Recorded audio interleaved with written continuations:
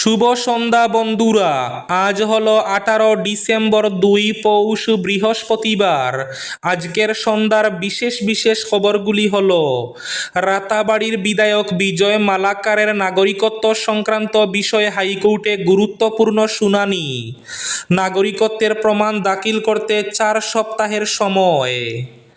হাতিখালে জমি বিবাদে ভয়ঙ্কর ঘটনা, মারধরে স্কুল ছাত্রীর মৃত্যু, আইসিইউতে আরও 2 জন, এলাকায় তীব্র উত্তেজনা। আজ পাতারকান্দি আসিমগঞ্জের বাইপাস সড়কে 3টি বাহনের সংঘর্ষে গুরুতর আহত 5 জন। উদ্যমিতা প্রকল্পের 10,000 টাকার চেক থেকে বঞ্চিত শতাধিক মহিলার, কালাইন ব্লকে অবস্থান ধর্মঘট। বোরকা পরেননি স্ত্রী ও 2 কন্যা, রাগে খুন করে দেহ গড়েই পুঁতে দিল এক যুবক। তীব্র চাঞ্চল্যকর ঘটনা। তীব্র জন আন্দোলনের মুখে প্রসেনজিৎ সরকার কাণ্ডে পুলিশের বড় সাফল্য। করিমগঞ্জ থেকে গ্রেফতার 3 মূল অভিযুক্ত, পলাতক আরও 2 জন। জলের বোতল, খাবারের প্যাকেট থেকে ক্যান্সার, পিটিশন খারিজ করে সুপ্রিম কোর্ট, বলল ধনীদের শহুরে আতঙ্ক। 30,000 টাকা ঘুষ নিতে গিয়ে হাতে নাতে ধরা পড়লেন ভিডিও। এবং শেষ খবরটি, বরাকের 3 জেলায় সরকারি বিজ্ঞপ্তি নির্দেশিকা বাংলায় জারি করার দাবি। তাহলে বিস্তারিত খবরে যাওয়ার আগে অবশ্যই ভিডিওটিতে একটি লাইক করে চ্যানেলটি সাবস্ক্রাইব করে পাশের বেল আইকনটি বাজিয়ে রাখবেন এবং ফেসবুক পেজটি ফলো করে ভিডিওটি অবশ্যই শেয়ার করবেন, যাতে সঠিক তথ্যগুলো সবার কাছে পৌঁছাতে পারে। এবার শুনুন আজকের খবরগুলির বিস্তারিত। প্রথম খবর, হাতিখালে জমি বিবাদে ভয়ঙ্কর ঘটনা, মারধরে স্কুল ছাত্রীর মৃত্যু, আইসিইউতে আরও 2 জন, এলাকায় তীব্র উত্তেজনা। সুনাই হাতিখালে জমি বিবাদকে কেন্দ্র করে সংগঠিত রক্তক্ষয়ী সংঘর্ষে কিশোরীর মৃত্যু ঘটল। 2 দিন চিকিৎসাধীন অবস্থায় থেকে অবশেষে মৃত্যুর কোলে ঢলে পড়ে 10ম শ্রেণীর ছাত্রী সাদিয়া আক্তার। আজ বৃহস্পতিবার শিলচর মেডিকেল কলেজ ও হাসপাতালে চিকিৎসারত অবস্থায় মৃত্যু হয়।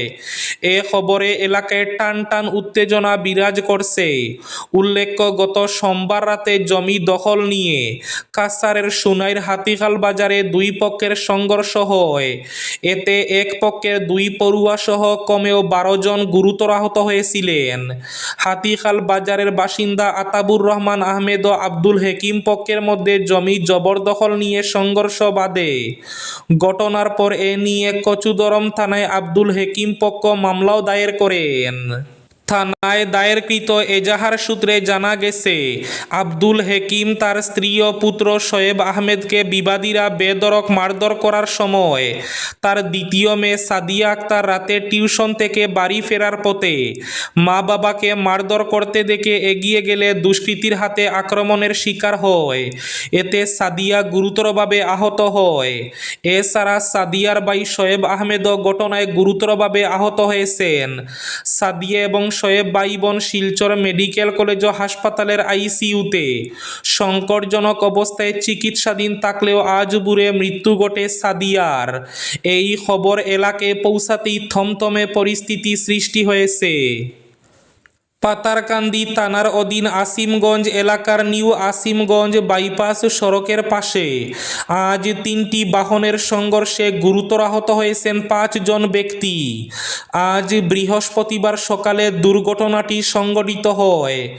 বোলেরো, স্করপিও এবং ডাম্পার গাড়ির মধ্যে সংঘর্ষ হয়। আহতরা ভারতমালা প্রকল্পের কর্মী বলে জানা গেছে।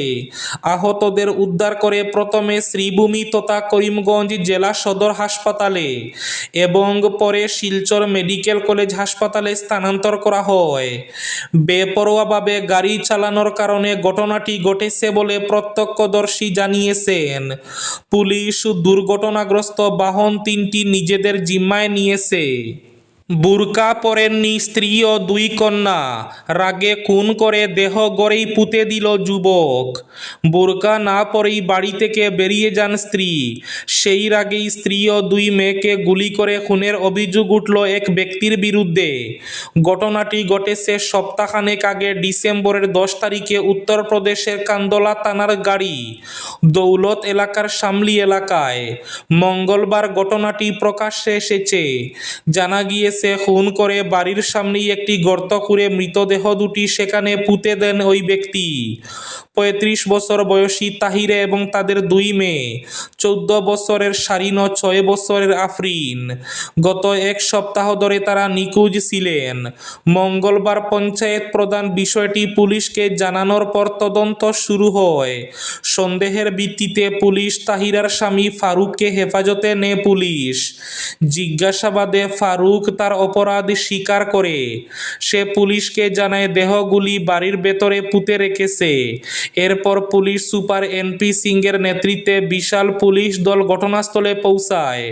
ঘরের ভেতর থেকে গর্ত খুঁড়ে 3টি দেহ উদ্ধার করা হয়। পুলিশি তদন্তে জানা যায়, স্ত্রী তাহিরা কিছু কাজের জন্য ফারুকের কাছে টাকা চেয়েছিলেন। এ নিয়ে তাদের মধ্যে ঝগড়া শুরু হয়। সেই রাগে তাহিরা বুরকা না পরে বাপের বাড়িতে চলে যান। এতে ফারুক মনে করে তার সম্মান ক্ষুণ্ণ হয়েছে। প্রায় 1 মাস পর অভিযুক্ত স্ত্রীকে ফিরিয়ে আনে এবং এই নৃশংস খুনের কাণ্ডটি ঘটায়। পুলিশ কর্মকর্তাদের মতে এটি প্রাথমিকভাবে গার্হস্থ্য বিবাদ সংক্রান্ত ঘটনা। 10,000 টাকার চেক থেকে বঞ্চিত শতাধিক মহিলার কালাইন ব্লকে অবস্থান ধর্মঘট। স্বামীহারা বিধবা, নেহাত গরিব, বিকলাঙ্গ যাদের নেই বলতে কিছুই নেই, তাদের জীবন জীবিকা রক্ষার জন্য মহিলা উদ্যমিতা প্রকল্পের মাধ্যমে 10,000 টাকার চেক বন্টন করা হলেও কালাইন ব্লকের অধীন লক্ষ্মীপুর জিপির 18টি এসএইচজি গ্রুপের প্রায় 50 জন মহিলা বঞ্চিত হন। বুধবার কালাইন ব্লক এসএইচজি কার্যালয়ে উপস্থিত হয়ে বিভাগীয় বিপিএম এর সঙ্গে দেখা করেন। বিপিএম কোনো সমাধানমূলক কথাবার্তা না করে বিশেষ কাজের অজুহাত দেখিয়ে অফিস ছেড়ে অন্যত্র চলে যান বলে উদ্যমী থেকে বঞ্চিত মহিলাদের অভিযোগ। অবশেষে নিরুপায় হয়ে অবস্থান ধর্মঘটে বসতে বাধ্য হন তারা। মহিলা উদ্যমিতা প্রকল্পের গাইডলাইন মতে উদ্যমিতার তালিকায় যাদের নাম অন্তর্ভুক্ত করা হবে তাদের 2-এর অধিক সন্তান হলে উদ্যমিতার সুযোগ সুবিধা পাবেন না। ছেলেমেয়েরা পড়াশোনা না করলে ওই মায়েরা উদ্যমিতার সুযোগ সুবিধা পাওয়ার অযোগ্য। বিভাগীয় কর্মকর্তারা বঞ্চিত মহিলাদের এসব অভিযোগে অভিযুক্ত করেছেন। বঞ্চিত মহিলারা বিষয়টির তদন্তের দাবি জানান। তারা বলেন, অধিকাংশ মহিলাদের একটি করে সন্তান রয়েছে, একাংশ মহিলাদের 2টি সন্তান রয়েছে। তদন্ত করে একাধিক সন্তান রয়েছে, পড়াশোনা করছে না অভিযোগের সত্যতা প্রমাণ করতে বিভাগীয় কর্মকর্তাদের চ্যালেঞ্জ করেন মহিলারা। তারা বলেন, বিহিত ব্যবস্থা গ্রহণ না করলে বৃহত্তর আন্দোলনে নামবে এসএইচজির মহিলারা। তীব্র জন আন্দোলনের মুখে প্রসেনজিৎ সরকার কাণ্ডে পুলিশের বড় সাফল্য। করিমগঞ্জ থেকে গ্রেফতার 3 মূল অভিযুক্ত, পলাতক আরও 2 জন। প্রসেনজিৎ সরকার মৃত্যুকাণ্ডে অবশেষে উল্লেখযোগ্য সাফল্য পেল উত্তর জেলার পুলিশ প্রশাসন। সাধারণ মানুষের টানা আন্দোলন ও প্রবল জনচাপের মুখে বুধবার গভীর রাতে করিমগঞ্জ এলাকা থেকে মামলার 3 মূল অভিযুক্ত সুস্মিতা ভট্টাচার্য, সঙ্গীতা ভট্টাচার্য এবং সৌরভ ভট্টাচার্যকে গ্রেফতার করা হয়েছে। তবে ঘটনার সঙ্গে যুক্ত আরও 2 জন অভিযুক্ত এখনও পলাতক থাকায় তাদের খুঁজে তল্লাশি অভিযান জোরদার করা হয়েছে। রাতাবাড়ির বিধায়ক বিজয় মালাকারের নাগরিকত্ব সংক্রান্ত বিষয়ে গৌহাটি হাইকোর্টে গুরুত্বপূর্ণ শুনানি অনুষ্ঠিত হয়েছে। আদালতে বিজয় মালাকারকে তার নাগরিকত্বের প্রমাণপত্র দাখিল করতে হবে। এজন্য বিজেপি বিধায়ককে 4 সপ্তাহ সময় বেঁধে দিয়েছে আদালত। 2005 সাল পর্যন্ত ভারতের কোনো ভোটার তালিকায় তার নাম ছিল না। 2005 সালে প্রথমবার ভোটার তালিকায় বিজয় মালাকারের নাম অন্তর্ভুক্ত হয়। 2019 সালের উপনির্বাচনে তিনি রাতাবাড়ী কেন্দ্র থেকে বিধায়ক হিসাবে নির্বাচিত হন। 2021 সালের বিধানসভা নির্বাচনে পুনরায় প্রতিদ্বন্দ্বিতা করে বিজয়ী হন বিজয় মালাকার। জলের বোতল, খাবারের প্যাকেট থেকে ক্যান্সার, পিটিশন খারিজ করে সুপ্রিম কোর্ট বলল ধনীদের শহুরে আতঙ্ক।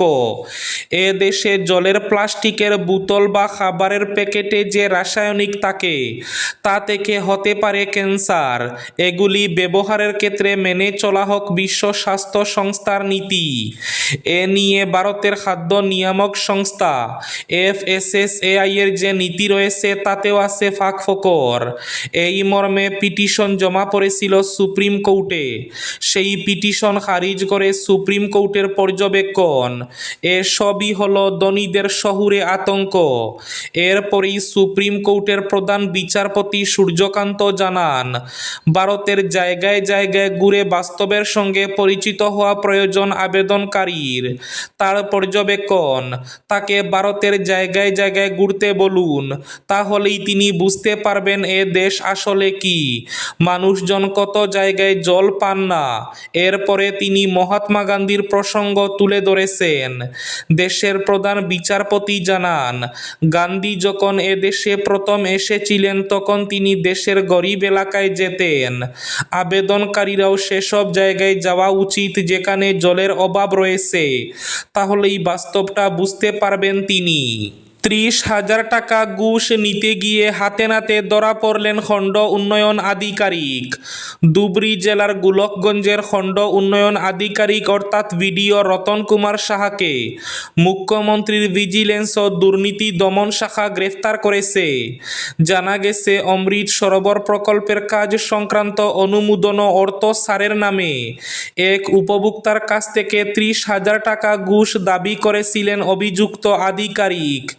ভুক্তভোগী বিষয়টি নিয়ে মুখ্যমন্ত্রীর ভিজিলেন্স বিভাগে লিখিত অভিযোগ দাখিল করলে পরিকল্পনা অনুযায়ী ফাঁদ পাতে ভিজিলেন্স টিম। অভিযোগ অনুযায়ী নির্ধারিত সময়ে ঘুষের টাকা গ্রহণের সময় রতন কুমার সাহাকে হাতে নাতে আটক করা হয়। ঘটনাস্থল থেকে ঘুষের নগদ টাকা উদ্ধার করা হয়েছে বলেও জানা গেছে। এরপর তাকে গ্রেফতার করে জিজ্ঞাসাবাদের জন্য নিয়ে যাওয়া হয়। এবার শেষ খবরটি, বরাকের 3 জেলা যথাক্রমে কাছাড়, শ্রীভূমি তথা করিমগঞ্জ এবং হাইলাকান্দিতে সরকারি বিজ্ঞপ্তি, নির্দেশিকা ইত্যাদি স্বীকৃত বাংলা ভাষায় না করায় উত্তর পূর্ব ভিত্তিক সামাজিক সংগঠন ডক্টর শ্যামাপ্রসাদ মুখার্জি মেমোরিয়াল স্বার্থ সুরক্ষা পরিষদ উদ্বেগ প্রকাশ করেছে। পরিষদের সভাপতি প্রবীণ সাংবাদিক ডক্টর হারান দে এ ব্যাপারে কাছাড়, শ্রীভূমি এবং হাইলাকান্দির জেলা শাসকদের চিঠি পাঠিয়ে সরকারি সমস্ত বিজ্ঞপ্তি কিংবা আদেশ ইত্যাদিতে ইংরেজির সঙ্গে বাংলা সন্নিবিষ্ট করার অনুরোধ জানিয়েছেন। এই ছিল আজকের সন্ধ্যার বিশেষ বিশেষ খবরগুলি। ভিডিওটি অবশ্যই লাইক করে শেয়ার করে দেবেন।